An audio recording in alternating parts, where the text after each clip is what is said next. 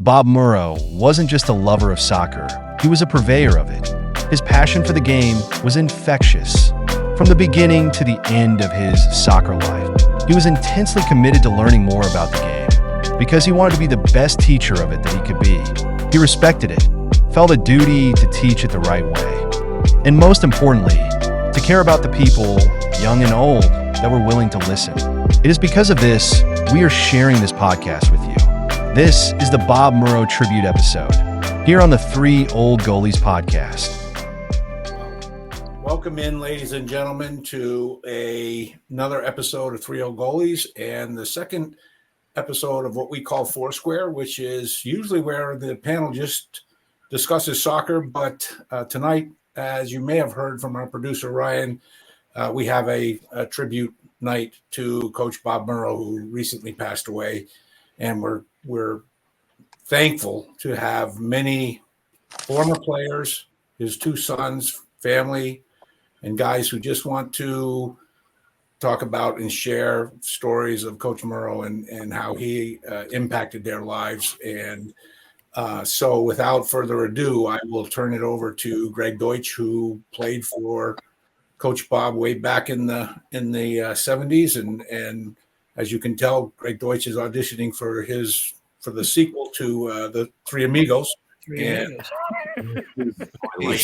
So far, you're hired. So, Greg, take it away, bud. All right, EV. Well, first, Ryan, thanks for doing this. I wasn't sure how we were going to do it. And credit to EV. When I shared with him the loss, immediately out of nowhere, he said, "We got to do a show." So, again, EV, thank you for just thinking right on the spot for that. Everybody on the show, some have never listened to our show. We've been doing it about 4 years. You can find us on YouTube, Spotify, Apple, et cetera, et cetera. But tonight's going to be really special because, I've personally asked you all to come on and share your stories about Bob with Bob, how he impacted your life. There are no rules tonight. To be honest, as far as a few of you have asked me, is there a time limit?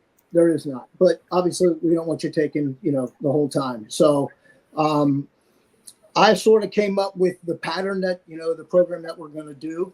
But in case you didn't know, usually you're allowed to cuss on this show. Okay. You're allowed to drink, and I always drink tonight. Dos Equis to Bob.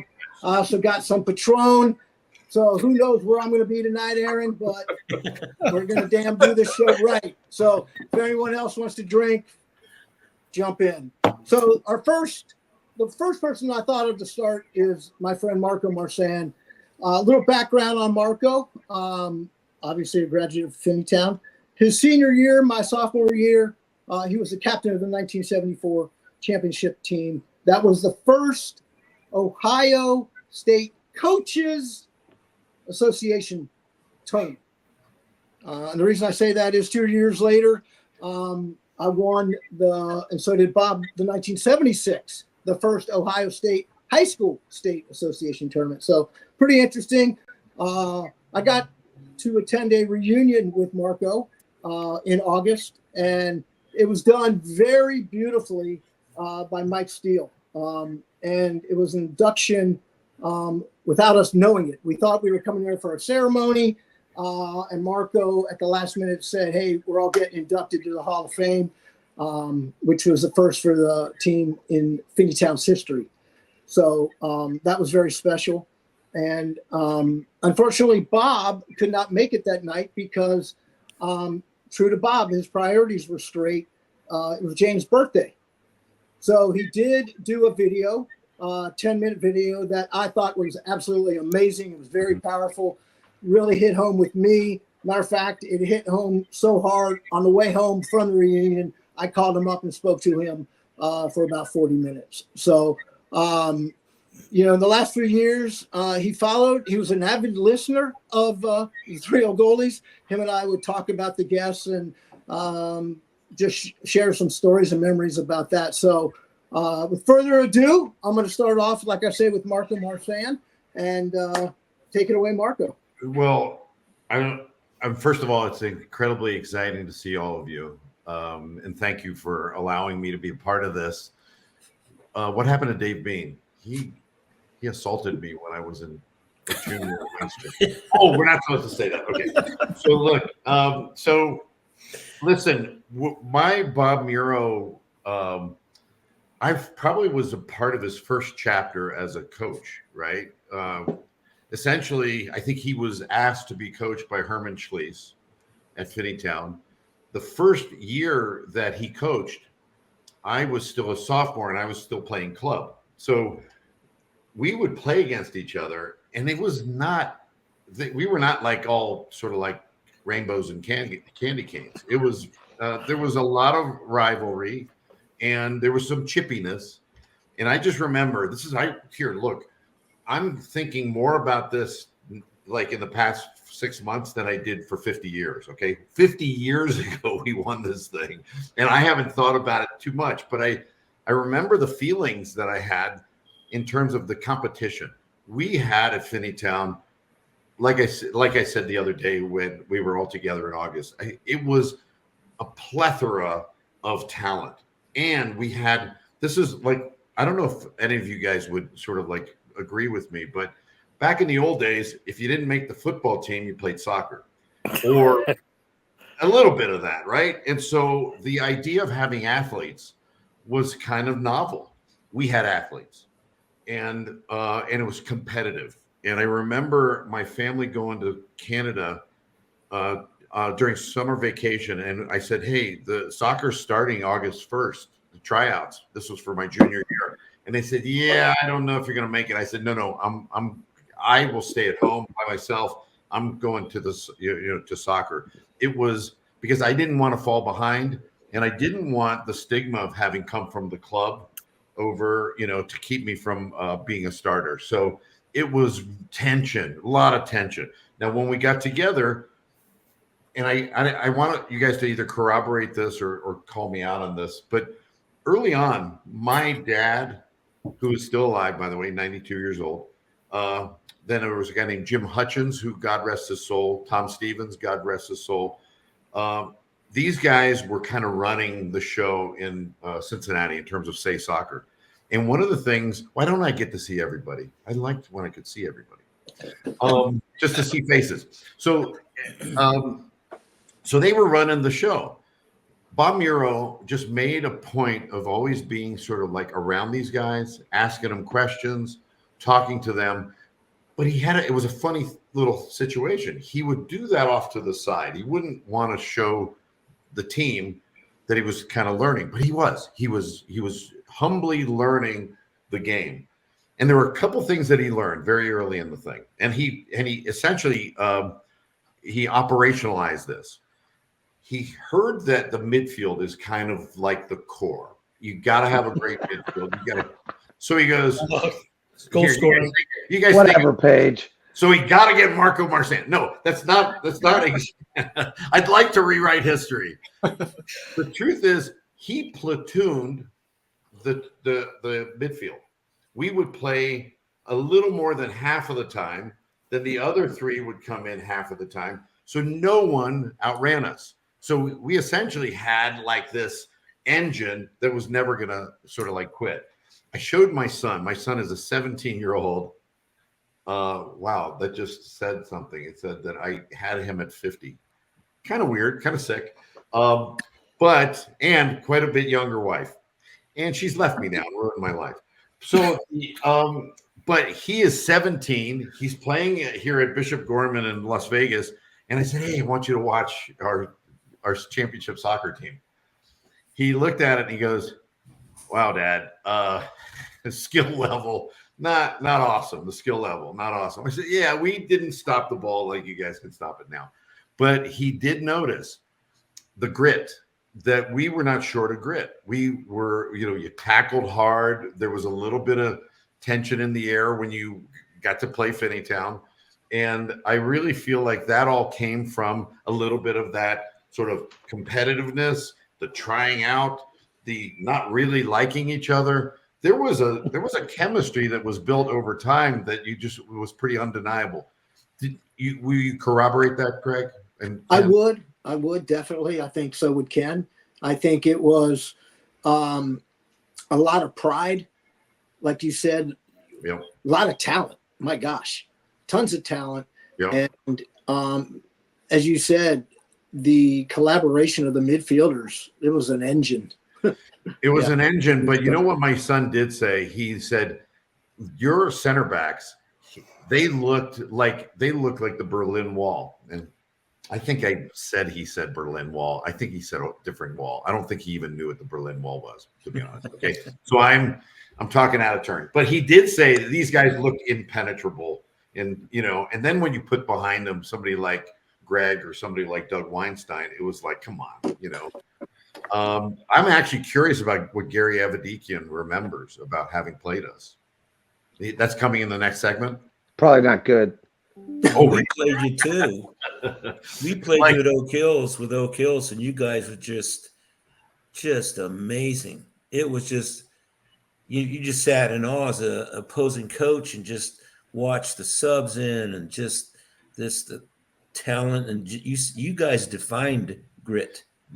Paul, the funny thing is the hardest we would play is in practice. We would have skirmishes in practice. And I would say that the second team was like a top team in the state as well. We were deep, and honestly, the most loving we ever were was like in August when we're all holding each other up, like 65 years old, holding each other up, because we never hugged it out. It was not like that was old school, man.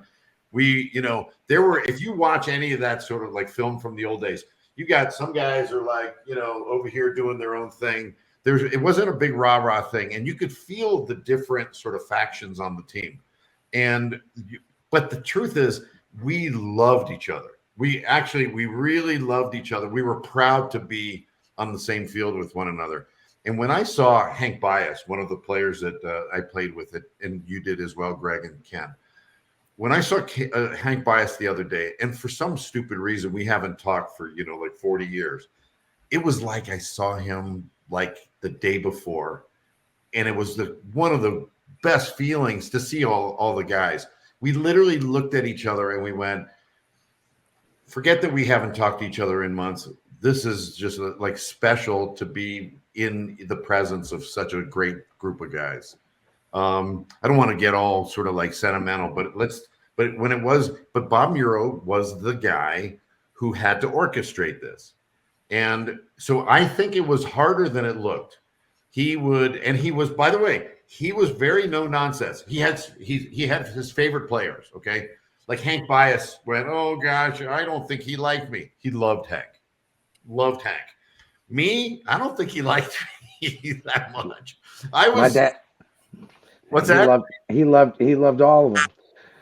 But my dad, from what I know about my dad, he was a team guy. Yeah. He was about,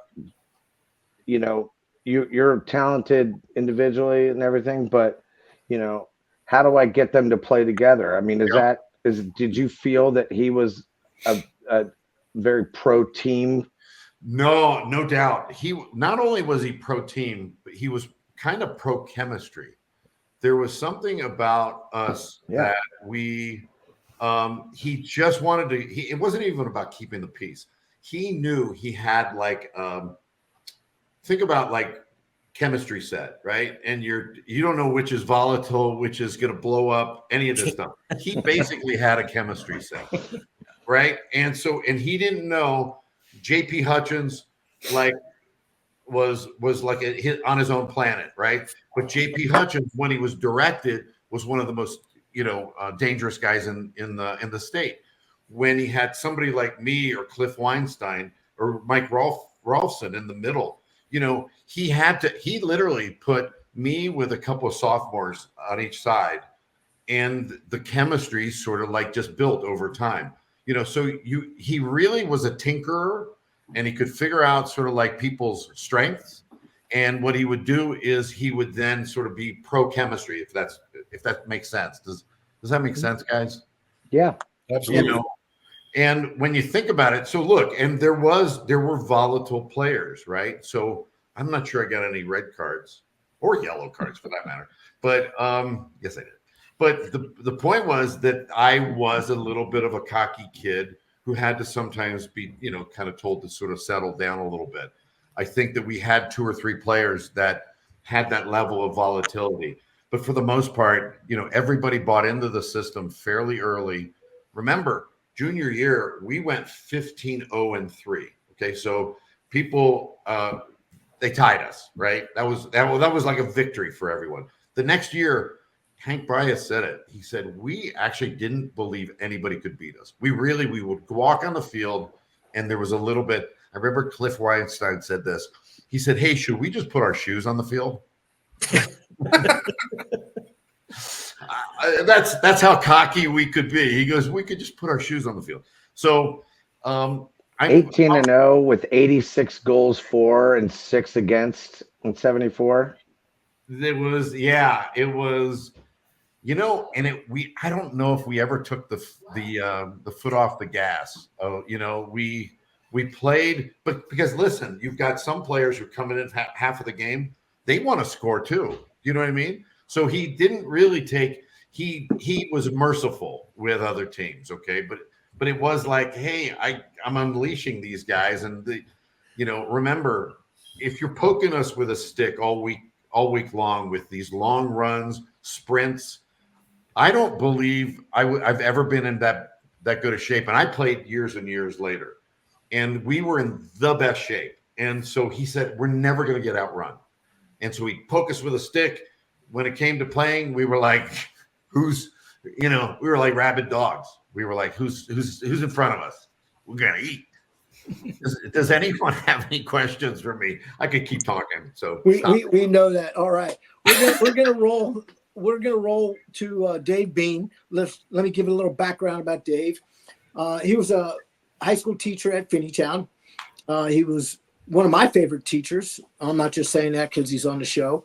He was a history teacher. His background was wrestling, but he was Bob Muro's assistant my senior year, the year 1976, where Ken Farr and I were participating on that team that won the championship, headed by Bob. So I'm going to turn it over to Dave.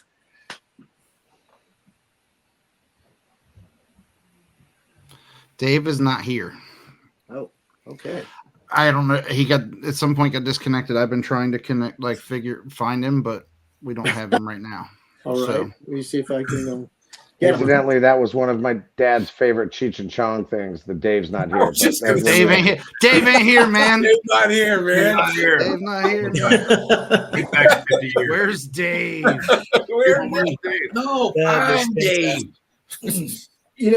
Dave? Let me ask EV, because he's not going to get to talk a lot here, I don't think. But in case people forgot, EV was an assistant at Centerville with Gary Avedikian. And I'm going to let EV just talk about what he knew of Bob Muro while I try to get Dave Bean back here.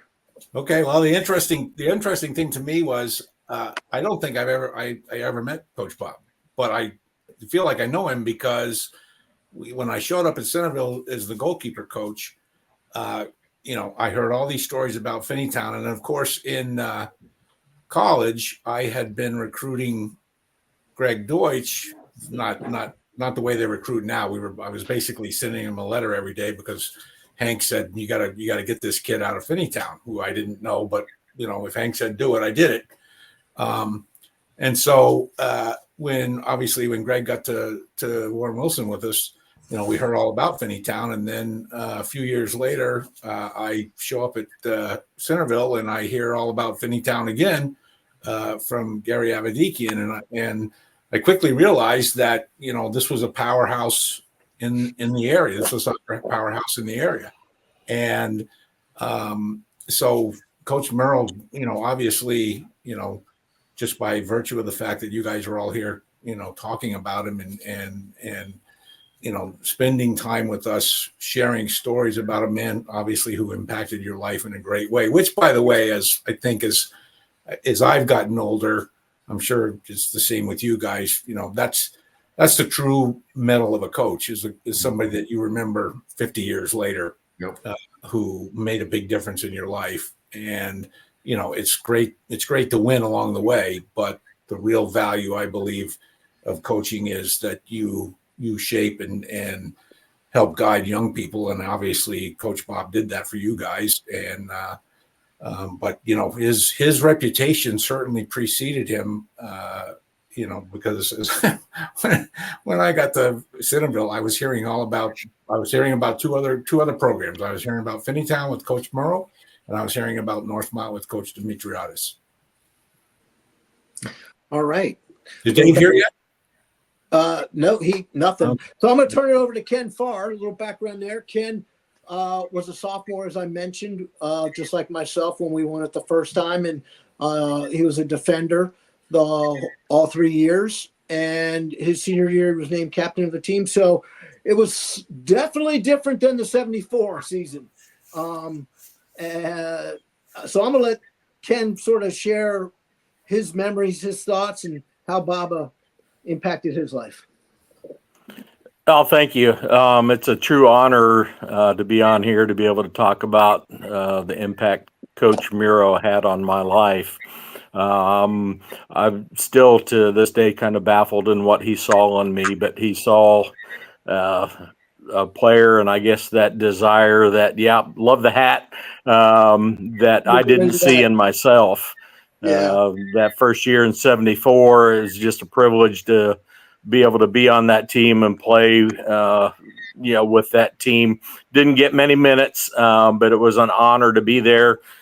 So many stories. One of the stories that I wanted to tell that really impacted me as a player, as I had heard that truly that were expected when practice came around to be able to run 3 miles.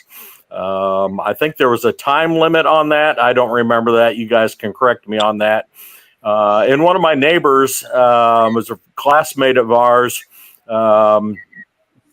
I saw them, Coach Muro and Doug French, one day, literally running before practice, and it's like, Coach means it. We're going to have to run that 3 miles, and Coach would run that 3 miles with us. And I was never close to the front, but I know he always beat most of us. And that just really spoke volumes to me. And then also the aspects of being able to juggle that ball. Correct me if I'm wrong, but it seemed like we had to be able to juggle with 1 foot 25 times with any combination of feet, thigh, whatever. 50 times was an expectation to make that team. So, and then, the privilege to be able to be a captain in that 76 team. I'm not sure what he saw in me to be able to put me in that position, but it was just has impacted me throughout my entire life, that he saw something in me.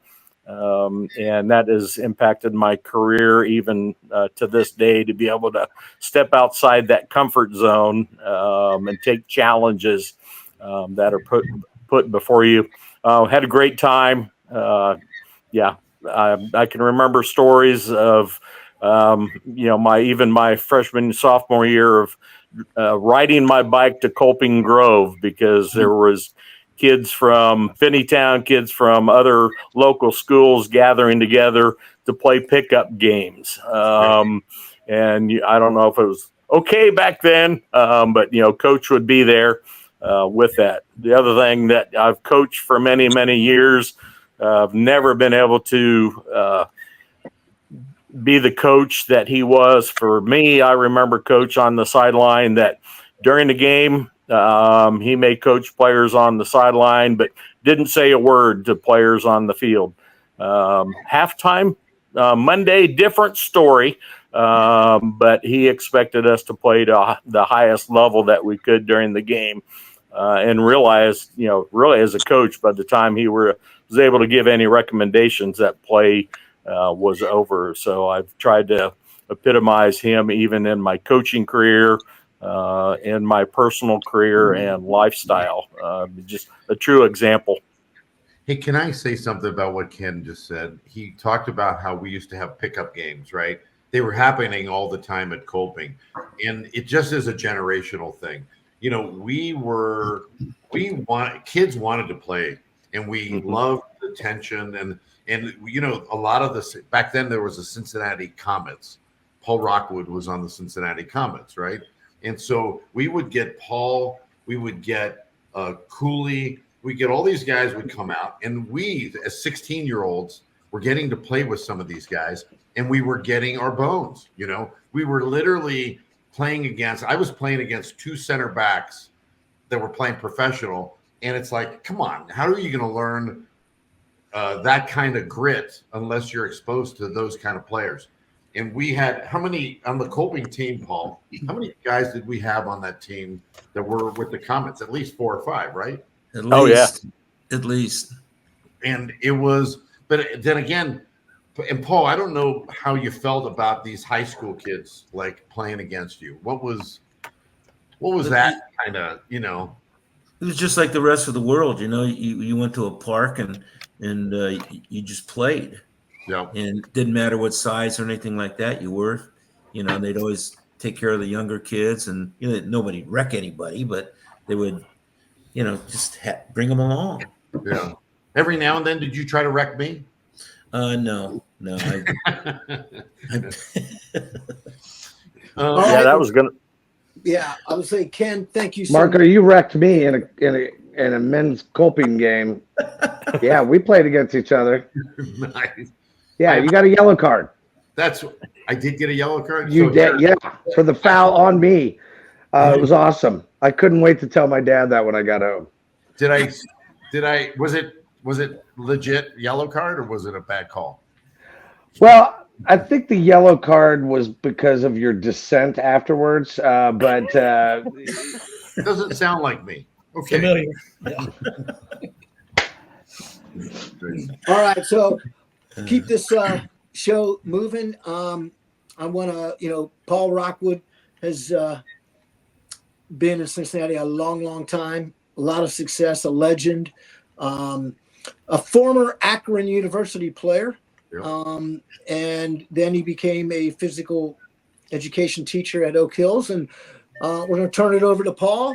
You know, what would you, again, share some of your memories about Paul or about Bob and how you think he affected your life? Well, this is amazing. It's so great to see Gary and Greg and just everybody. And Marco, if you can give your dad a hug for me. He was always just a soccer guy, you know, and a great soccer dad. He loved you and Robert so much. Yep. And it was amazing. Well, Bobby's, when I first came down here and we played Oak Hills, played Finneytown, they would just smoke us. And he was always the most gracious person, even though he just smacked you like 7-0, something like that. But and I think Ken, I think of you, what you said, he saw something in you that, you know, you didn't realize you had. And I think that's a mark of a really great coach. But the person, Bobby, he always saw the best in situations too. You could call and kind of be grumpy about something, and he'd turn that situation around into something positive. And I'm sure he did that with all the players that he coached there at Finneytown and all of his fellow coaches, you know, just a stand-up guy perfectly. And even when he moved to Cincinnati, UC and stuff like that, you know, every time you called him, and just like you said with when Hank came to the when you guys got inducted in the Hall of Fame, he said, like, you could not talk to Bobby maybe for a couple of weeks, and then you call him and it'd just be like, you just start the conversation up again. And I think that is so amazing. Yep. And one of my favorite stories is we were working for Klaus de Boer up at Wilmington at his camps. And the last day, the staff would play the campers, and we'd always play the high school kids or the older kids first, so that we could, when we got tired, we could play only the little kids. Anyways, I was playing right back, and they had Bobby out in the left wing, and so we're moving the ball around on these kids, and somebody dropped the ball back to me, and I was just about to run at the half line, and I see Bobby on the other side because the kids had all sucked over on one side. So I just made a touch. Well, I don't know. I never had a nice touch, but I made a touch, and I hit this ball that's probably still going right now. And he took about 10 steps. He stopped, turned around, he puts his hands on his knees. He goes, "Jesus Christ, Rockwood, who do you think I am, Bob Hayes?" And he, it was just that was Bobby. He just, and I think that's the only time he ever got annoyed in his whole life. But I think Kevin, when you said that, told that story after the funeral or after the church service about you and Kevin, or Aaron, you and Kevin were you see by the stadium when it was condemned and everything like that. I know you might want to share that story with all these guys too, because that's I think that's perfectly fits Bob. And once again, seeing Greg and being part of all the people that Bobby, his tree, his coaching tree with the coaches that have been around him and he coached against, and I don't know, he just a really a great person, just a calm person and always a positive person. That's the biggest thing that I remember about Bobby, and I cherish the most. Thank you so much, Paul. Another coach that is on is Mike Haney, who's the head coach at Marymount High School. Another teacher, by the way, and he's definitely going to share how Bob became a volunteer coach at Marymount, and again, some funny stories that he wants to share with us and the impact that Bob had on his life. So take it away, Mike. So first of all, when Greg sent the list of people that were going to be on this podcast, I was in elementary school at Marymount when I think I was in 4th grade in 74, 6th grade in 76. So the impact that that group of guys had on a little kid at Marymount or at Finneytown, you can't underestimate the impact that has. And I can remember as a kid looking at the sidelines and seeing this icon named Bob Muro, and just wanting to play for him one day. And obviously he wasn't coaching by the time I got into high school, and I wasn't good enough soccer to play for Finneytown at that time. But you talk about those names, Hank Bias, and oh my goodness, you guys were legends. And Bob was a legend. So my first, outside of that, just looking up to him as a little kid, when Cup was first formed, Cincinnati United Premier, we were training out at Sharon Woods, and I was on a field next to Bob Muro, and I was as green as could be. I had no idea what I was doing as a coach, and I learned more in that fall and spring season, just listening to Bob and watching him coach and watching how he conducted himself as a coach and how he trained and listening to the coaching points. And it was, like I said, I learned more in that year training alongside him. And through that, Bob and I became friends. At that time, I think he was coaching at Walnut Hills, and somewhere around 2008, I believe, he was coaching a cup team, and I was coaching at Marymount. And there was an event with the 91, I think it was the 1991 ODP team. There was some national team, one of the national team coaches was coming into Cincinnati to see some kids play that were on this ODP team. And Bob called me up and said, "Hey, we've got this thing, and we need a place to play. Can you see if Marymount's available?" And so I got in touch with Tom Nurl, my athletic director, and told him this is a really cool opportunity to get this talent coming in. And so, yeah, he opened the doors to Marymount, and we hosted this event. And while we were just shooting the breeze, Bob and I were just shooting the breeze on the sideline. And at that time, he had done, I don't know, 10, 12 years over at Walnut Hills. He was coaching at Reading at the time. And I don't remember what drew him to Reading High School to coach their girls soccer team. I'm guessing it has something to do with either Dan or Amy Mink. Amy may have played for him through Cup at some point, but I think Dan and Amy were the coaches at Reading before Bob came in. And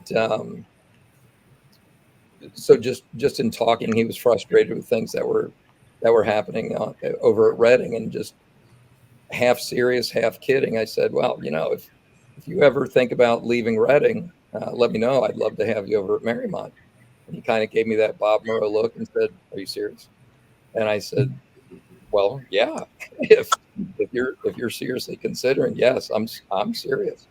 And he said, let me make a couple calls tomorrow, and I'll get in touch with you. I get a call the next afternoon. He said, I'm in. I talked to my AD this afternoon and gave him my notice. And so I'm thinking to myself, you got to be kidding me. I just landed the Godfather to come join me coach over at Marymount.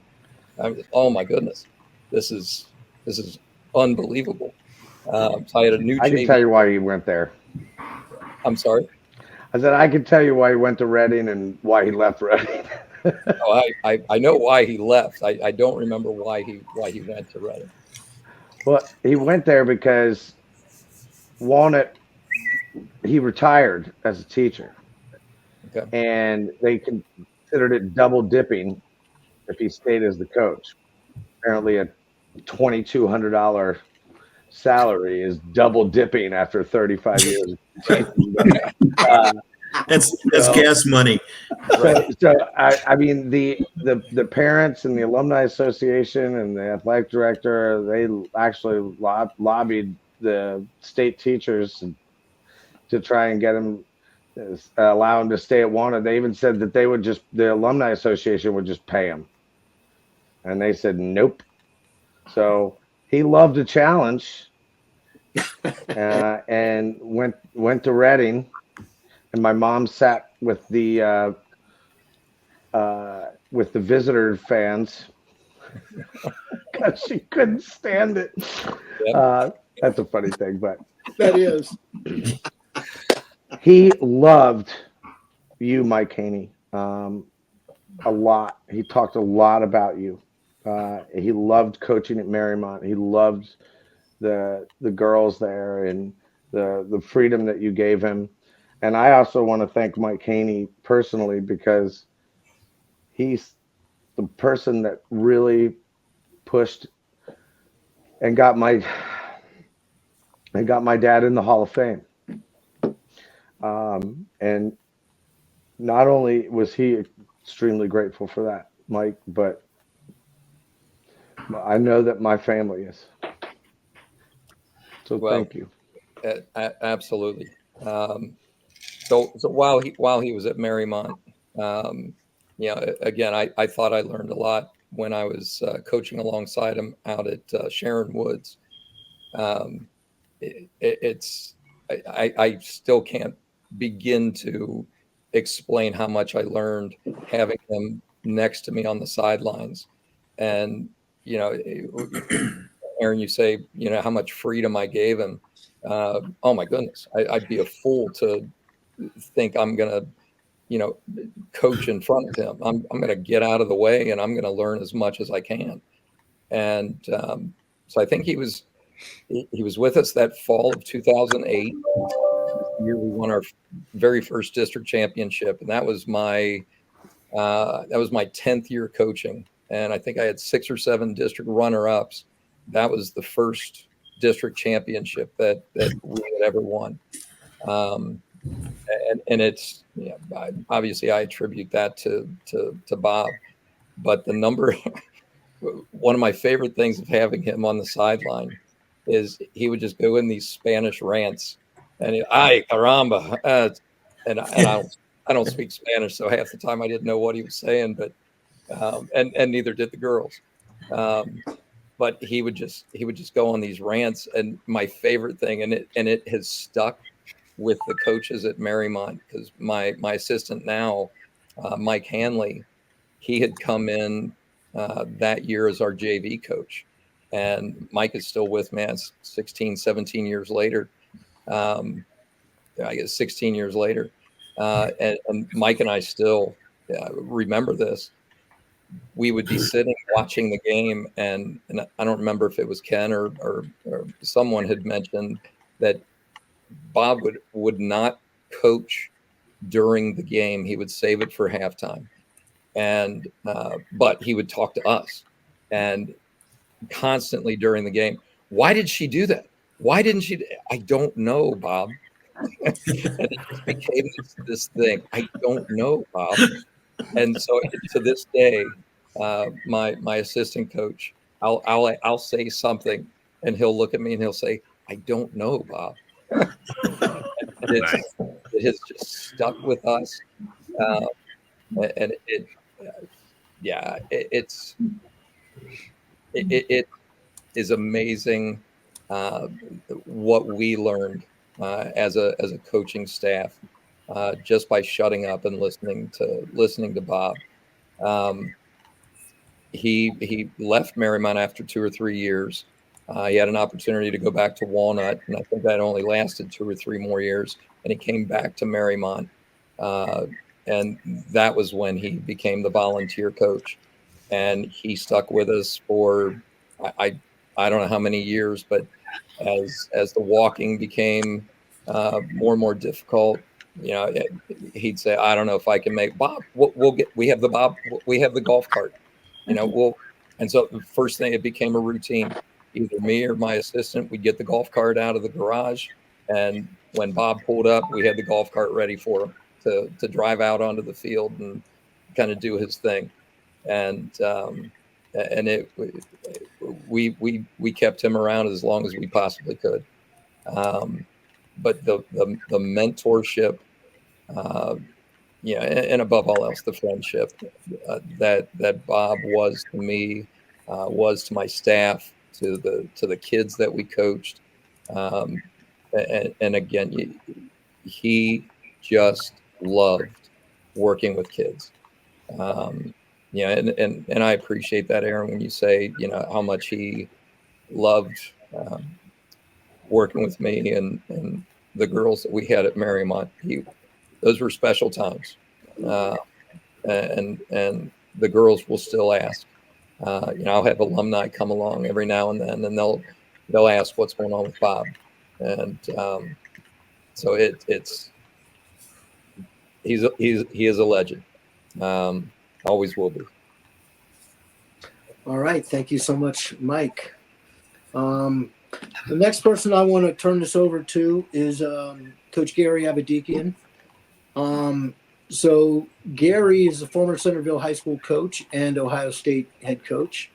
And Finneytown and Centerville back in the late 70s, early 80s, just an incredible rivalry.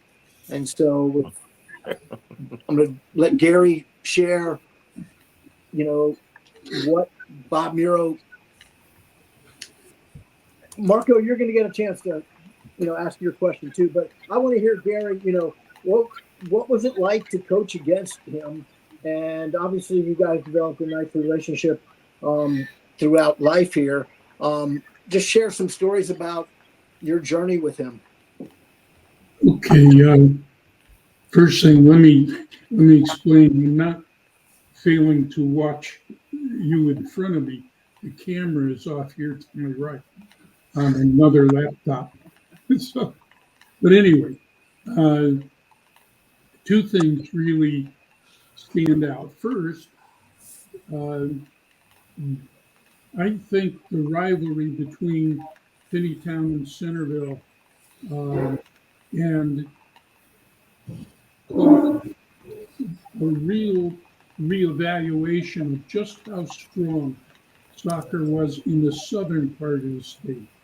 There was a feeling, that all the best was in Cleveland. and there was nothing in between, and we were also around. But I think the strength and performance in those particular games, it changed that view of soccer in Southern Ohio. Bobby gave us the worst beating in my career at Centerville. They beat us on opening day. Didn't. They beat us 6-0 at home on opening day. And the only redeeming thing about it was that the kid who did all the scoring was an Armenian. And I never had an Armenian player play for me in 40 years of coaching. They played for Bobby. That was all right. I want to tell you something about how I really remember Bobby, and it's from this experience in 1976. We always played once a year. Usually they were 1-goal games, 2-1, something like that. I don't remember the season game, but the 1976 state semifinal stands out in my mind as long as I live. And the championship that Bobby won that year. That year, something I had told a sports writer in Connecticut came true. When we left Connecticut to come to Ohio, sports writer called me up. He says, Gary, so what the hell are you going to Ohio for? You'll never be seen again. You'll be playing in a cornfield. Nobody will watch it. It's football country. So I said, well, look, Fred, I'll get back to you. So, of course, we came here. And in 1976, we were scheduled to play Bobby in the state semifinal. My neighbor flew my assistant to Cleveland to scout the other game. Okay. Luckily, later that summer, I got to tell Fred about that, how different soccer was in Ohio than it was in Connecticut. But anyway, we played, and the first half, just before halftime ended, just before it began, we scored a goal. And my forward dribbled the goal line. We used to work on this all the time as part of Centerville's basic attacking concept, that we would get to the goal line and serve balls back through the box at oncoming forwards and midfield. And this was one touch, serve, bang, goal. It took me 40 years to remember that referee's name, but I finally did remember it. It was Bob Young, basketball official, who called offsides, called our goal offsides. Well, as it turned out, of course, in the second half, they scored a nice goal, beat us 1-0.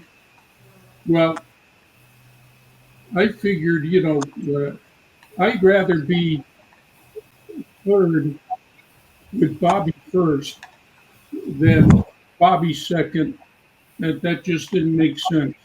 If they could beat us, they could win anywhere.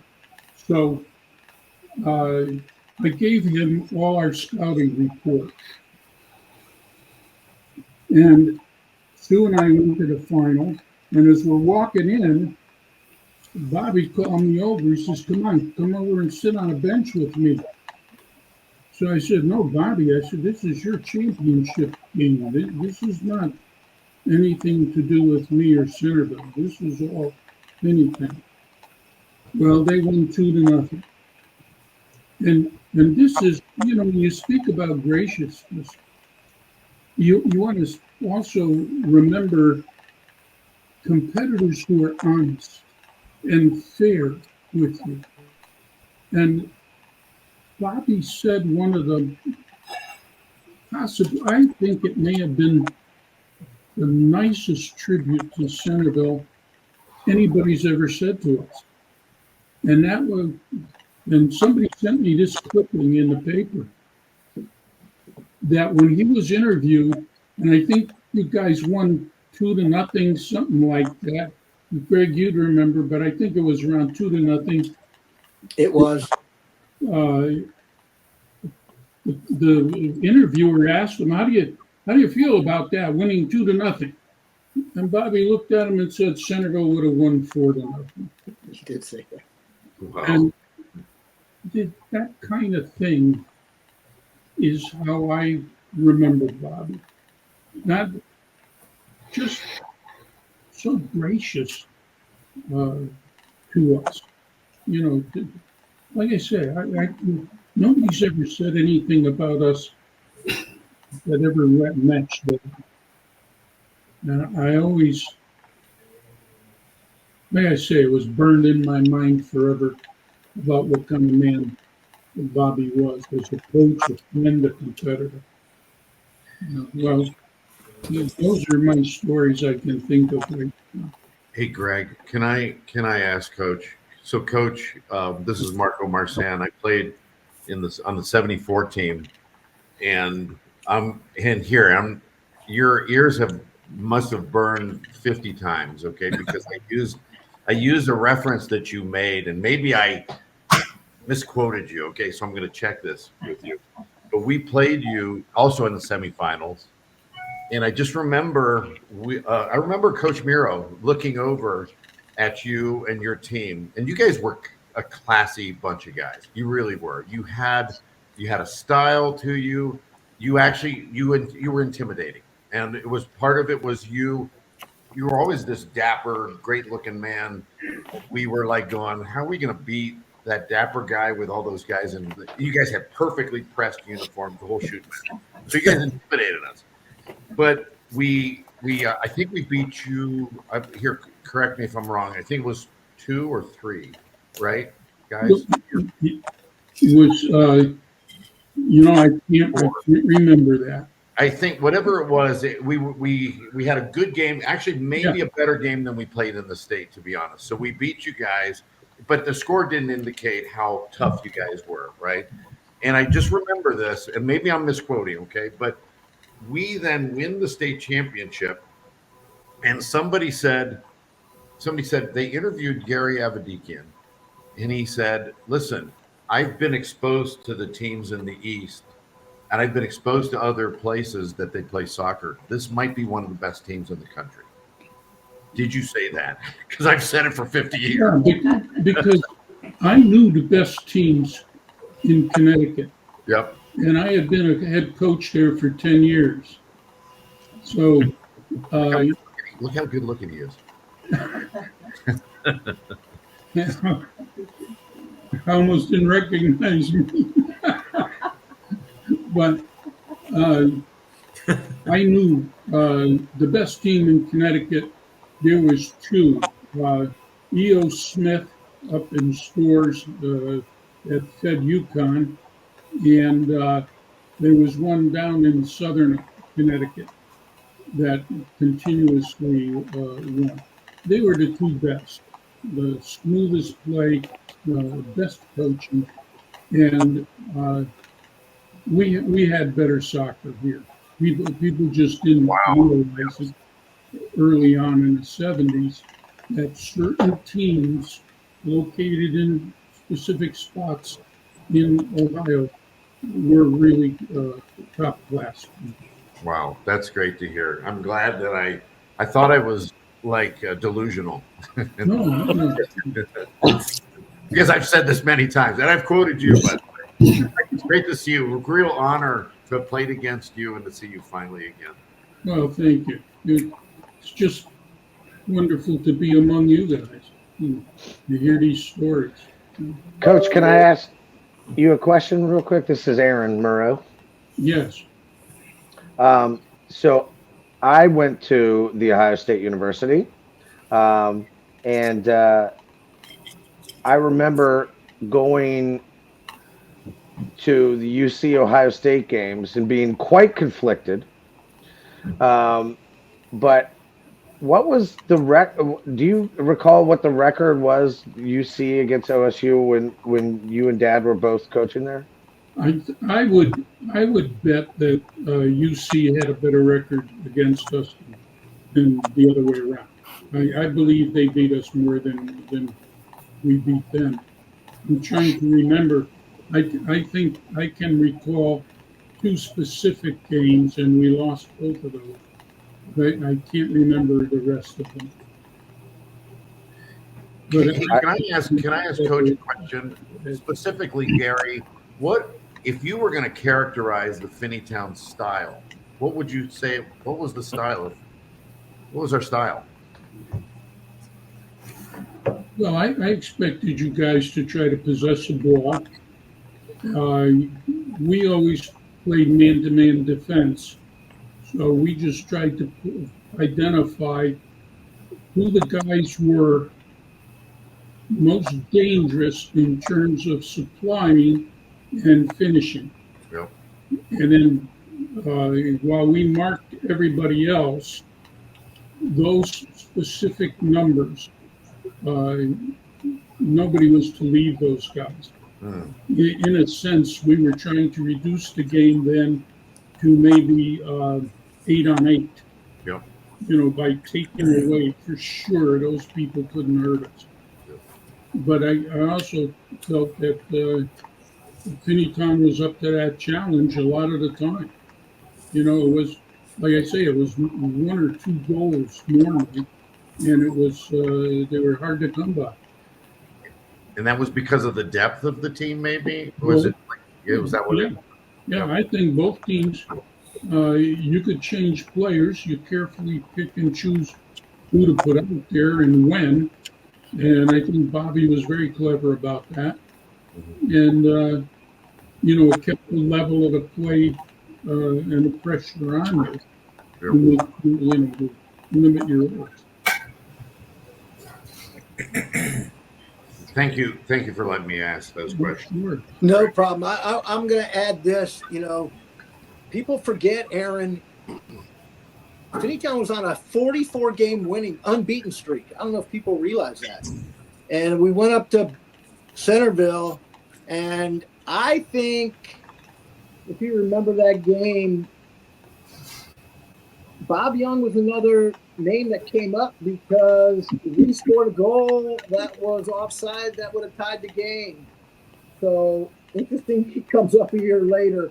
And then I've got to talk about Centerville security because on the way home, we got pelted, and I do mean pelted, by all these tomatoes on 75. I don't know if you remember that, Ken Farr, but out of nowhere, we were just surrounded by that. You want to add anything to that story, Ken? Yeah, oh yeah. I don't know anything about that. So anyway, all right. We apologize for that.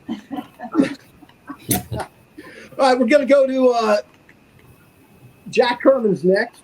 So Jack, former high school coach here in Cincinnati at Anderson, former Xavier University men's soccer coach as well. Been doing a lot of camps for a lot of years. Also has worked the club scene. So Jack, share some stories of, you and Bob, and again, what impact he had with you. I would love to tell you a lot about it, but I got to be honest with you. I'm very bad with statistics. The one statistic I do know is that when Bob and I competed as coaches, he definitely had the best of me. I don't think we ever beat him. I'm not quite sure. Yeah, you did. Again, I'm not good with statistics, but I can tell you a different thing. So my college years, the thing that I remember is really, I see Greg he was on this thing. I don't know if he's still there. And Bobby, and then Bobby Kramick used to be there. And I think the four of us, we had something going in the early season, if you remember that. I forget what it was called, but we played each other the first games of the season. And they were battles. They were absolute battles. It was a great thing to do. And I think, I'm not 100% sure, because again, I don't keep track of stats and wins and losses too much. I've been around it too much, I'm sure. But I can guarantee you that that was a battle for everyone. And I think we all shared a title here or there, maybe. But that's the memory I have. It moved around. It moved. It was played at UC, then Wright State, then Bobby Kramick, Miami University, and I'm not sure if we ever hosted that thing or not. I think it had to do with our field was not ready or something like that. I don't remember. But the best memories I have of Bob is when we actually played, and Greg, you were part of that, when we did a little 11 o'clock at night indoor soccer with all these guys. Paul was in it, and those were a blast as well. That's the memory I have. My other best memory I have of him is only a few years ago when his granddaughter came to camp. And the story I have with that is that I remember this very well. His granddaughter was, I'm going to say, Aaron, you need to help me here, but I think she was at that time 10 or so. Yeah. She was 10. 11. And I remember I talked to her and she says, Coach Jack, she says, did you ever have to coach against my grandpa? And I said, yeah, lots of years. And she asked me, she said, did you ever win? I said, I won all the games. I won all the games. I said, he never beat me any time. No. And then the next day she came back to the camp with a piece of paper and she had all the right scores, and they were all losses on my part. So I don't think we ever beat them. I'm not 100%, maybe once or so, but those games were so competitive. And at that time, I think, Division I soccer was pretty much the highest level you could have. I think at that time, I don't think there was any pro soccer around, if I'm correct. Well, Coach Hermans, I'll tell you, I remember that. And I remember Nina coming home and saying, yeah, Nina. He said he beat Grandpa all the time. And I said, you might want to talk to Grandpa about that. I also remember those indoor games because I would come to him and it's you and Chuck, Greg, and I was like, come on, Dad, let me play. He goes, no, you're too young. You're too young. And Ehor started playing in those too. And I'm like, come on, let me play. No, you would never let me. But, Jack, you're one of his best friends of all time. You and Paul and Chuck. I mean, that was like the four of you together. Yeah, and it's not unusual, Aaron. It's not unusual for coaches to have, we're very competitive, but I thought we had an excellent relationship off the field. We certainly had quite a few good times as well. I don't know if the rest of the people know this, but we try to get together once every year, usually around January, and that lasted for a long time. Where we took the wives out as well, and man, those talks at those tables that became an absolute positive thing for everybody. Well, I got the opportunity growing up to be the fly on the wall in a lot of those talks. Yeah. I was very blessed to have great coaching mentors. I mean, I've been coaching 31 years now, and Jack, you're a major reason because of that. I tell people all the time that I owe so much to you, so much to Coach Osmond, so much to my dad, Ron Wigg,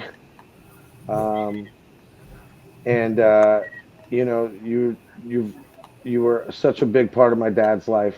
He loved you so much, and I think that he was really grateful that I got to learn so much from you, and I am grateful as well. And after he fell ill, Aaron, I tell you what, we talked here and there, and it was always the same. It was about discussing and arguing what the best league was in the world. And him and I both agreed that we felt the Spanish league was better than the English league. And that always became a topic. And then he always moved on to the Dutch stuff. And I said, Bob, the Dutch stuff is way behind everybody else right now. It's no longer really a main thing. But that went up to about 3 months ago, Aaron. Yeah. When we still talk to each other. Yep. So good memories, no doubt about it. And I appreciate it. All right. Thank you so much, Jack. Let me just give you what's coming up here. We have two former college coaches on here that we're going to get to, and then we're going to introduce two former players. And then I'm going to talk to wrap it up, and then I'm going to hand it over to Aaron for the last word. So just to let you know what's coming up. So our first former college coach is Bob's first assistant, Ihor Chizowicz. And Ihor has got some very interesting stories on how he was hired and what it was like. So, Ihor, I'm going to turn it over to you. Well, every time I talk about Bob Muro, I smile. And he was somebody that I enjoyed spending a lot of time with and coaching with. And just the way I got there, I was helping out on the women's program, and I just had enough and won't expand on that. And I was sitting at one desk, and I decided to switch. So I just put my feet up because there are wheels on the chair, and I pushed, and I went across the room to Bobby's desk. And I said, do you need an assistant? And he went, yeah, sure. So that's how it started. And it's something about Bobby, which is great. Everybody has an ego, and everybody who coaches that's, any good has an ego. And Bobby, it's his team and everything else. And he said to me, he goes, I know you know a lot of stuff about tactics and all that stuff. He goes, what do you think we should do with the team? And we spend hours talking about that. And he allowed me to do a lot at practice and to insert a lot of new stuff. And it was great because we would just sit down and, and I'm kind of like a bull in a china shop sometimes. And Bobby would be the guy who would like pull me back. And a lot of learning going on from that aspect. And we enjoyed talking about the game constantly. I spoke to Bobby probably 3 days before he passed, and I'm like, what's up? And he goes, I'm not doing good. I'm in the hospital, blah, blah, blah. He goes, I'll call you back when I'm doing better. But if we talked, it wouldn't be for 15, 20 minutes. We would literally be on the phone for 2 hours, and that's gone on for years. And it's great, the soccer. And as far as I'm concerned, he was a good friend. And Jane, they kind of took care of me when I was the newbie in Cincinnati, took me out, took me to different places, and first people to get me to the fireworks. And, it was a lot of fun. I used to go watch Aaron play a lot because Dad would drag me over there to where the classics were and say, what do you think? And I returned the favor when I used to drag him to look at my older son, Chris, play and say, what do you think? And he would sit there in his chair and watch it and then talk to my son about what he thought. And it was great, somebody to bounce information off of, somebody that knew his stuff. And expand on what Jack said, Bobby, we used to go out once a week in Marymount, and as many coaches that could come, and Bobby would come quite frequently. And like Jack said, the discussions were about everything: leagues, players, who's the best, who's doing the best, what players we liked, what coaches we liked, and it was great. Bobby was, high energy, and everybody always valued his opinion. So I enjoyed myself a lot, and spending time with Bobby, coaching with Bobby, or just hanging out with Bobby. And I met a lot of people because of Bobby in Cincinnati. different coaches. And we just, expanded my horizons in many ways. So good man, good coach. And I just, like I said, every time I think of him, I just smile. Wow. All right. Thank you so much. Greg Andrulis is having some technical difficulties. He's trying to get back on. So we're going to jump into the former players. And I'll start with Greg Page. So Greg Page, if you look at the record books of UC, he's in a lot of these records: goals, assists, total points. He's, originally, came from Dayton. Where's the sash? Definitely want to hear how he got there. Some of the stories playing for Bob. And, I'll just give you my insight just a little. When you watch Greg play, he was that gnat, always buzzing around. He was sort of the guy who was a dick, but you wanted him on your team in a great way because the guy could score. And you always needed to know where that guy was on the field because he was always looking. And it was incredible to watch you play, Greg. So I'm going to turn it over to you, Greg Page. Not to mention the most competitive person you will ever meet in your life. So you that guy that you look at and you'd be like, how is this guy putting all the balls in the back of the net? He's small guy. He would run through anybody to get that ball. But one of the most competitive people you'll ever meet in your life. All right, Greg, take it away. All right. Well, first and foremost, Greg, thanks for inviting me to join in this conversation. I think it's amazing. Could see Coach Avedikian, who I played against both in high school and college, Coach Andrulis, who we had battles with over the years, Coach Rockwood, Coach Hermans, who I played against in 4 and ODP. And to your question of how did I meet Coach Muro? He was my ODP coach, what would have been my senior year in high school. And I don't think Coach Avedikian knows this, but I had my mindset on going to one of two places. I was going to Cincinnati, or I was going to Ohio State. We needed you. Coach was there, but he had just brought with him one of his great talents, a guy by the name of Todd Young. And I'm like, well, shit, I'm not going to go up there. I'm never going to freaking play. I mean, so I'm going to UC. I talked to Coach Bob about it, and he loved it. And he was just a tremendous help for me, because people that knew me knew that I did have, an ability to score goals, but I also had some drawbacks, right? I had, I didn't like the officials. I yelled at the officials. I got yellow cards and occasional red card. And Coach Bob really helped me through that emotional side of the game. And even though by the end of my career at UC, I wasn't perfect, I was certainly a lot better. And so I certainly thank Coach Bob for that. The first story I wanted to just, so we're in ODP, and it's the early part of June. This would have been in 1987. And lo and behold, we had been to regional camp.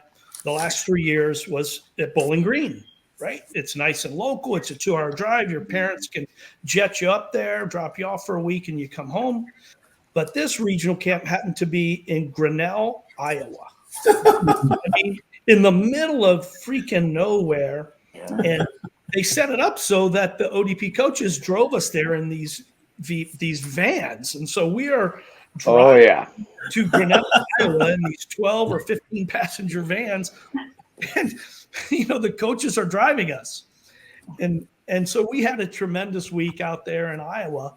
And lo and behold, after I made the decision to go to UC, little did I know that we would be continuing to use those vans for the next 3 years. And Coach Bob, Tommy Young, who was our coach, also, they would not only have to coach us, they would have to drive us to these places in the middle of nowhere. And I remember my junior year, we were having a really good year, and we're driving in the van, and Coach Bob turns around and looks at me and goes, "What the F, Paige? We're driving back to Iowa because we have to play Drake in Iowa, driving these 12-passenger vans again." And Coach Bob's having to drive it. And he would tell us, "Guys, we're not stopping. Gatorade bottles, empty them out, because I don't want to hear any of you tell me we have to pull over to go to the restroom, because we're not stopping." So I'm probably the only person that's road trip to Iowa with Bob twice. And so that was I would say so, yes. You didn't want to be in that van behind the second van. It was rough. It'd be raining, and it wasn't raining. It was rough. And the next thing, we were talking about this on Friday at the services. You know, we get together with all the guys from school, and the one thing we had still remains, and unless the program comes back, will remain the most successful season in UC history, was 1988-89, where we ended up 14-4-1. We were second in the region, et cetera, et cetera. And we got to talking that and this is a tribute to Bob, and what he was able to accomplish on the most threadbare of budgets you could possibly fathom. Every player on our roster was from the state of Ohio. We did not have a player outside the state of Ohio that year. And I think that's a tribute to what Bob was able to do in terms of finding the players locally, because he didn't have a recruiting budget. He couldn't go and travel and find a way to recruit kids from out of state, from miles away, et cetera. And I think that was just an amazing tribute to him, that he was able to get a lot of talented kids from the state of Ohio and bring them all together, and have some real success as a coach. And now I think perhaps my favorite story of Coach is, this is the spring after my senior year. We'd had an okay senior year for me. I had some personal accolades, but as a team, it wasn't great. But Coach stuck with the seniors. He continued to let us play, even though there were probably some opportunities for some young players' development. He wanted us to have a good senior year experience, and he allowed that. And that continued into the spring. So every spring we would have a sort of a round robin tournament between Wright State and Miami, because Miami still had a program at the time, UC and Xavier. And this particular year, went to Miami for this spring tournament. And Coach was kind enough to invite us to join, participate a little bit. But then after the tournament was over, now we're no longer players, we're former players. So, our interaction can be a little different than while he was our coach. And he says, "Why don't you come out with us?" And so myself and Rob Shepper, I think Tim Lesiak, a couple of other guys, we went with Coach Bob and then Coach Kremig from Miami, and did a little bar hopping in Miami. And we wound up in the basement of a bar shooting pool until about 1 a.m. with Coach Bob, and Jane was with us. Coach Kremig was with us. And it was just a fun experience to have that interaction with him, where he was treating us more like friends than just players of his. And so really enjoyed it. We had just a wonderful experience. And I'll tell quick, Aaron, this will be fun for you too. It's a quick story about your mother. So Rob Shepper, right? Great guy, great player in his day. We're playing pool in the basement bar of this place, and we're playing against Coach Bob and Coach Kremig, and Rob's running the table. And at the end, Rob sinks the 8 ball, and Jane walks up to him and says to him, you're a really good pool player for being left-handed. Like it was not possible for Rob to be good at pool when he was opposite hand. He wasn't right-handed. You're a good pool player for being left-handed. This is stunning. Pretty good indication that Jane was not a good pool player. I think Jane was several tall ones in by that point in the night. Yeah. Anyway, I had UC. If you want to know a little bit me and how my UC experience is, on my right calf, I have a tattoo of a paw of the sea paw. So that's how much I love my alma mater, and I have Coach Muro to thank in large part for that. It gave me, sincerely, 4 of the best years of my life. Although I will say this, one, we've talked about Bob being a legend as a coach. He made one mistake, I think, and that was my freshman year. If anyone knows me, you knew that I revolved just around the center circle and then towards the opponent's 18. He tried to have me play outside midfield, which was an absolute disaster. I couldn't defend. I didn't know what to do when I got the ball. And finally I said, Coach, this experiment's over. Just put me up top. I promise if you do, I'll try and score some goals. He put me in one time my freshman year against Miami. I scored a head ball goal with about 8 minutes left in the match. We win the game 1-0. And for me being a striker at UC, the rest is history. He was never going to play me outside midfield again. Trial and error, brother. Thank God. Anyway, Greg, thank you. So much. Thank you so much I know you've been hanging out a long time too, Greg. So thank you so much. Very entertaining. All right. So next up is Jay Schneider. So Jay played at Wyoming High School, played club. I coached Jay at the club level, coached him in the pros. He ended up going to University of Cincinnati and was their goalkeeper there for 4 years. So Jay, what stories and how did he impact your life? All right, we are here with Jay Schneider, former University of Cincinnati goalkeeper, played for Bob for 4 years, and he was most of the time the starting goalkeeper, I believe. Jay, what stories do you have about Bob, and what is the impact he had on your life? Well, Bob's probably best thing about him is he had the ability to just bring guys together and make them not only want to play for him but want to play for each other. And when I was at UC, we didn't have a kid outside of Ohio until my senior year, and then it was only one kid. So Bob was able to get the best players in Ohio to come play for him at UC as a part-time coach.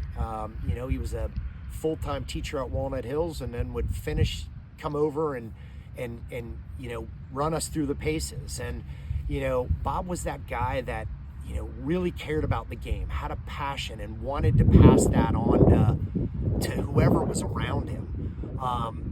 He was the guy that made you want to run through a wall for him or for your teammates. So it was one of those things where he just got the best out of everybody. I look at where I am now, and sitting here in my coaching gear, and it's a big attribute to Bob that not only did I go and play professionally after playing 4 years at UC, but now I'm in that position where I'm doing the same thing and giving back and hoping that we can help those next generations of kids. And Bob was the guy that kind of made us all really care and have a passion for the game. We kind of talked earlier as some of my really good friends are guys that I had were roommates and friends, players, teammates in college, and Bob is the reason that we were all there. So he just had a way of making everybody want to work for each other, for him, and just an amazing person. I mean, if I can tell you some Bob stories. I mean, Bob, we weren't a high budgeted program, and so when we went on road trips, it was taking 2 white vans, and Bob was driving one, and one of the other assistant coaches was driving another. And you'd get on the road, and for pregame meal, it was that high dollar budget Ponderosa, as much as you could eat for as little as possible. And that line could get pretty big when you'd have 23 guys waiting in line. And so you wanted to be in Bob's van, because Bob was like, all right, we're going, here we go. We're gonna be the first in line at Ponderosa. So he'd make sure we get there, get fed, and then and then get there and be able to play and compete. I look back at what our record and how I think Tim Hankey or Greg Page had said earlier, that we still have the highest winning percentage in UC history in that one season. And, that was all things that Bob could do, bringing it out in us.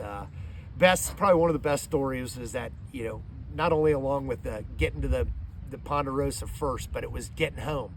Whoever was the first van home, you didn't have to clean out the other 2 vans. And I think it was IU. We're coming home one day, and usually we'd stay right behind each other. Somebody'd get a little bit ahead. Maybe the other one would try to catch up. But we turned around, and we were like, where's the other van? And Bob's like, hey, should we turn around? And we were like, no, man, we don't want to clean out that van, Bob. And Bob's like, all right, we're on our way. Find out later the other van got a flat tire. And so not only did those guys have to clean out the van, they actually had to change the tire as well. So, but Bob just really cared about UC, and he's one of those epitome of people that left the program in a better shape than when he got it. So we were lucky to play for him. We were lucky to have him as a person who cared about us. And you know what? You're going to be missed, Bob. We love you, man.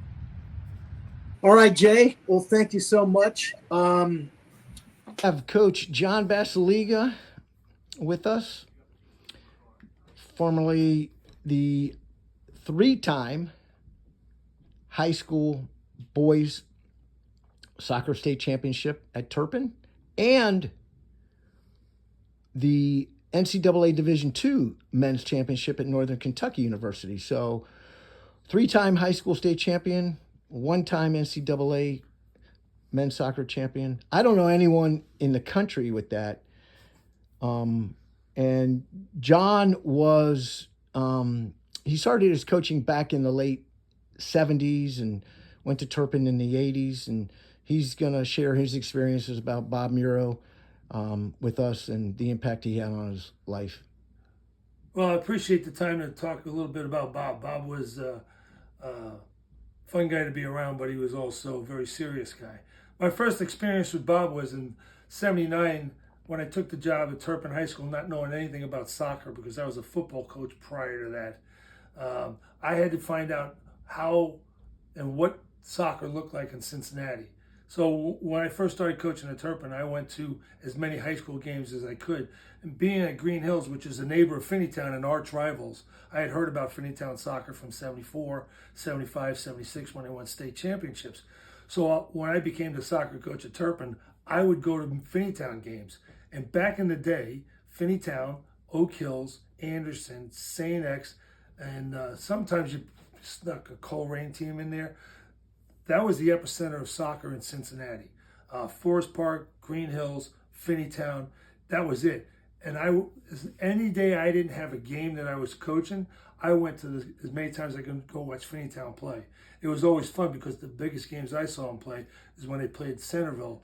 I don't know what the rankings were and all that stuff, but I went to Finneytown, saw that game. I'm going, holy shit, there's no way I am going to be as good as those two teams were because they were the bomb back in the late 70s. And he was not probably in my eyes, Bob is the godfather of soccer in Cincinnati. He and Paul Rockwood, Robbie Stahl to some extent, Chuck Osmond, those guys were the foundation, the mortar, the brick that made Cincinnati soccer what it was. The Coaches Association, he was active in that. So I didn't get a whole lot to know about him because he was the king. I mean, he was very, very good and I admired him. Funny stories I had with him. We were playing a game at Walnut Hills when he'd gone to Walnut Hills. Always good games. And we had gotten a little bit better at Turpin. One of my players kicked his goalie in the face and knocked out a tooth. And we're on the field taking care of the kid. He's bleeding. And Bob and I sitting there talking and all that stuff. Is the kid okay? Finally, the referee says, we got to get this game going. So after 10 minutes, they picked the kid up and they said, we're going to take him off the field. I said, whoa, what's going on here? This kid's lost a tooth. He said, we're going to stay here until we find this tooth. So the funniest thing is that there's Bob and me and a couple players rummaging through the grass in the goal area at Walnut Hills. We found the tooth and put it in a gauze, stuck in his mouth, and he went to the hospital, and they implanted the tooth. And Bob goes to me, you're crazy. He said, we were just playing. I said, no. We got to find this kid's tooth. It was kind of funny, but I always enjoyed the competition with him. He was always quiet, but his teams were always good. They were always well coached, and he had Fishbein, who wound up coaching in North New Mexico, Varlin up there. I don't remember all their names, but I hated damn well playing them because they were so well coached. And even when he was at UC, one day I saw him riding through UC on his bike. This is just a couple days later, I saw him. I said, what's with the bike? He says, I was following my players. I said, what do you mean you're following your bike? Well, they were on a 4-mile run. You know damn well I ain't riding them. I just hopped on a bike and followed them. I said, what an idea. I should have thought of that when I put my kids on the long runs. So he gave me some good ideas. I coached with him at ODP, and I had a good time with him. He was always funny. But I really admired, especially when he went to UC, because he went full circle. 3 high schools and in college coaching. So that's what I tried to emulate myself. Maybe I can be like Bob. And it's a privilege having known him. He taught me a lot. Another funny story we had. I was coaching with him at Cup, and we went up to the regionals up in Minneapolis, and he was yelling at me because I was yelling at the kids. He said, just calm down. And later on that night, when I calmed down a little bit, we started talking about his life when he came to this country. Well, he's from Akron, and his family's experience of getting out of Cuba during the crazy times in the 60s. And I was spellbound listening to him, how his mom and his sister and he got out, and then eventually Dad got out and wound up coming back here. So he's a great man, but he is without a doubt the foundation, the mortar that started soccer in this city. And we are who we are in Southwest Ohio because of guys like Bob, Gary Evadikian up there at Centerville, Demetriadis up in Northmont, Paul Rockwood. Those are the guys that built this high school experience. I want to thank you all for participating in this. Aaron, thank you for joining us. I think it was incredible that you and Kevin could share this, all the emotions and stories and experiences that your father had on several people, several thousands of people, as we all know. Obviously, he was very instrumental in my life. I played for him for 3 years, won 2 state championships. Aaron, I remember so many times he would stay after and just shoot balls to me for hours. We would stay 30, 45 minutes a lot. I don't know how he did it, but it certainly made me who I am today as far as my DNA of working hard, being dedicated, have a lot of desire, determination in life. He believed in me. He certainly gave me my chance my senior year, which was a lot of ups and downs for Finneytown. We lost 3 in a row, which was never, ever. I mean, ever. That never happened. But we got on a roll. We played fantastic defense. We scored when we needed to. One of the most memorable games in my life, Aaron, is the state championship game. Michael. And I remember how cold it was. But one of the things Finneytown did when we won was hold a parade. And I remember sitting in a convertible with him, going through the streets of Finneytown, just hugging him. And I was so happy. And I can remember Aaron like that was yesterday. he encouraged me to start my first camp. I don't know if you remember that, Aaron, but he said, go for it. And 43 years later, I am still doing it. And without him believing in me, giving me the chance to do it, I couldn't do it. When I got drafted by the Steamers, he was one of the first people to call me, congratulate me. When I opened Soccer Village 40 years ago, he was there to call me, congratulate me. I had such a remarkable relationship with your father. He meant so much to me, Aaron. I cannot share my loss. This is very healthy, I know, for you as well as me, Aaron. So thank you for allowing me to do this. Ryan Sparks, thank you for doing all your magic. I'm going to turn it over to you, EV. First of all, just a little sidelight here. Coach Avedikian mentioned that there was a time when Centerville lost 6-0 to Finneytown. Just for the record, I want to say that I was not the goalkeeper coach when that happened. So, although I will say I've had goalkeepers before since that have let in 6 goals. So,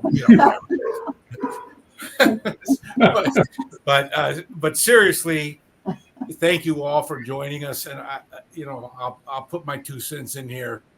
As I said, I don't think I ever met Coach, but to me, the mark of a man is there's many men who leave legacies. Some leave financial legacies, some leave historical legacies. I think Bob Muro has shown us that the legacy that you leave is bringing people together.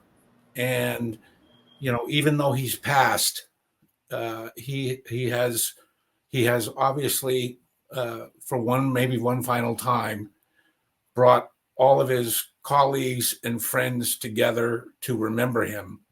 And to me, that's the true mark of a man. And Aaron and Kevin, your dad was that guy, and God bless him.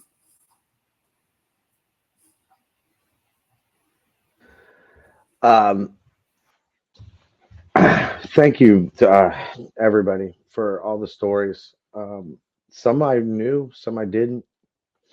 I got to watch this game a lot growing up.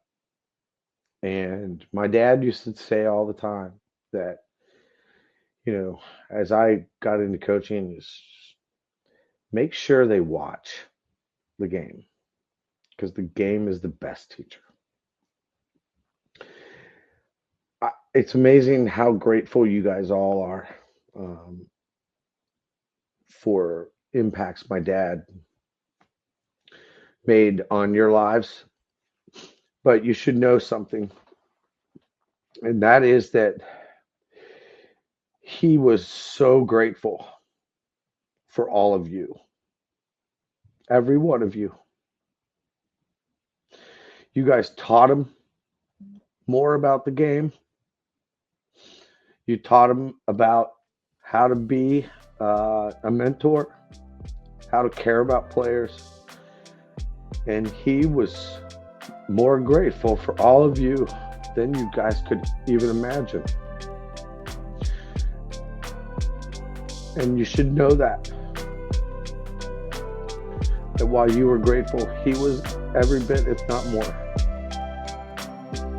Thank you so much, guys.